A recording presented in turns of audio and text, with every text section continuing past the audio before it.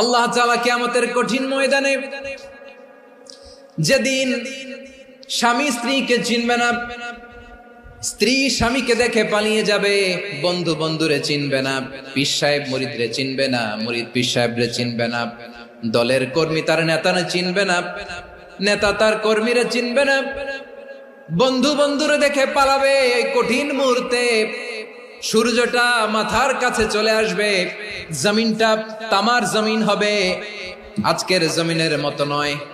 মানুষ ঘর্মাক্ত, ক্লান্ত, শ্রান্ত মাথার মগজগুলো কানের ছিদ্র আর নাকের ছিদ্র দিয়ে বেয়ে বেয়ে পড়বে।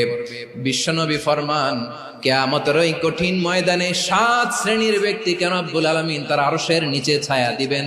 তার মধ্যে প্রথম শ্রেণীর ব্যক্তি হলো ইমামুন আদিল, যে ইনসাফের সাথে বিচার করে, যে জাস্টিস সমাজে সার্ভ করে।